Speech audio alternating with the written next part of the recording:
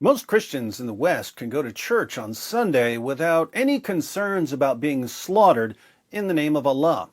In other parts of the world, things are different because Christians going to church are seen as targets. And just as hitting a target at a carnival wins you a prize, hitting a Christian target in Allah's demonic carnival wins you the prize of all perverted prizes. Lots of virgins. Yes, according to Islam, slaughtering unbelievers in the name of Allah wins you virgins in paradise.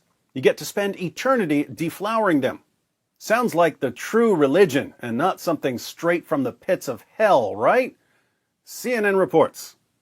Gunmen killed a Christian priest and wounded another as the clerics drove home from church in Pakistan's northwestern city of Peshawar on Sunday, police said.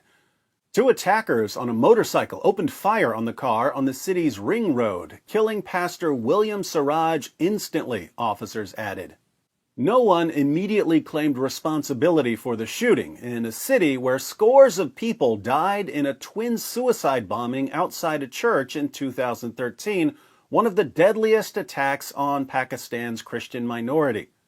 Azad Marshall, the most senior bishop in the Church of Pakistan, condemned the attack and tweeted, "We demand justice and protection of Christians from the government of Pakistan." So, Christians are appealing to the government of Pakistan for justice and protection? In 1991, the government of Pakistan declared that Sharia is the supreme law of the country. As long as Sharia is the supreme law in Pakistan, non-Muslims will never get real justice or protection from the government. At best, the government will try to put on a show to avoid criticism from other nations. Pakistan's northwestern areas bordering Afghanistan have seen a rise in militant attacks on security forces in recent days, many of them claimed by Tehrik-e-Taliban Pakistan, TTP, a group which associates itself with the Afghan Taliban. Part of the ongoing fallout from the Taliban takeover in Afghanistan is that other jihadis in other countries have been encouraged. They now have hope that they too can eventually take over their countries and impose an even stricter version of Islamic law. TV footage showed emergency services removing Siraj from the car and people chanting, "Long live Jesus Christ," as they carried his body on a bed through the streets to a house. Mourners hugged each other and sobbed. Pastor Siraj's colleague, named by Bishop Azad as the Reverend Patrick Naim, was out of danger and being treated for his injuries, a spokesman for the city's Lady Reading Hospital said. Bishop Azad said both were clergy of the Diocese of Peshawar in the Church of Pakistan, which is a union of Protestant churches, including the Methodists and the Anglicans. And that's what Christians have to deal with in Pakistan. Now, if this were a one-off attack, if this were something that had never happened before and will never be repeated, what could we learn from it? Probably not much.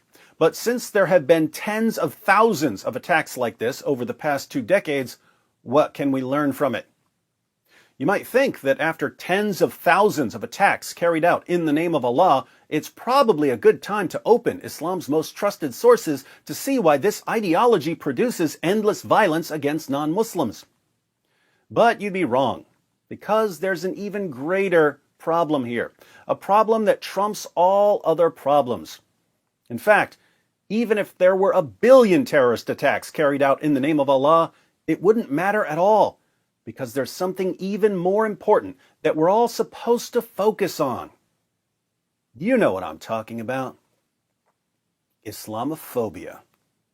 Islamophobia. While Christians and Hindus and Buddhists and Sikhs and Yazidis are being beaten and raped and tortured and killed, Western politicians are busy reminding us that Islamophobia is unacceptable and declaring that government officials will be combating Islamophobia. Notice the language, combating Islamophobia. It's the same language we find in the Combating International Islamophobia Act passed by Congress in the U.S. Western governments have decided to combat Islamophobia. Now, if all they wanted to do was make laws against killing Muslims for their faith, that would be something we could all agree on. But it's already illegal to kill Muslims or to attack Muslims for their faith. So what exactly are these governments going to do to combat Islamophobia? What is Islamophobia? As far as I can tell, it's any criticism of Muhammad or the Quran or jihad. In my most recent debate, I was repeatedly called an Islamophobe for saying that a grown man shouldn't have sex with a prepubescent 9-year-old girl. Condemning pedophilia is Islamophobia. As we were debating in Dallas, less than 30 minutes away from us, there was a hostage situation in a synagogue where a Muslim terrorist had taken Jewish hostages and was demanding the release of another Muslim terrorist. So, there were Jewish hostages, there was a Muslim terrorist, I was debating a Muslim who was defending Muhammad, I was criticizing Muhammad for having sex with a prepubescent girl. According to these new government task forces for combating Islamophobia, who was the bad guy in all of that? Was it A, Muhammad for having sex with a little girl, B, Kenny Bomer for defending Muhammad, C, the Muslim terrorist holding Jewish hostages at gunpoint, D, the Jewish hostages, or E, me, David Wood, for criticizing pedophilia? Me, D. Wood, I was the bad one, according to the US and Canadian governments. And if those Jewish hostages criticized Islam at all after they were taken hostage in the name of Allah, they're the bad guys with me. Why am I pointing this out? Well, it's hard to protect religious minorities in Pakistan when, here in the West, our governments have decided to protect the religion that calls for violence against religious minorities and to combat anyone who criticizes the religion that calls for violence against religious minorities. Here's an idea, Western politicians. How about protecting the victims of violent ideologies and not the violent ideologies? And if you're too cowardly to protect the victims of violent ideologies, just shut up and get out the way so we can refute the violent ideologies.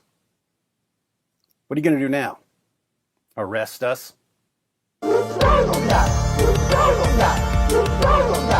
just backfired on me. You just backfired on me. This is a power of religion.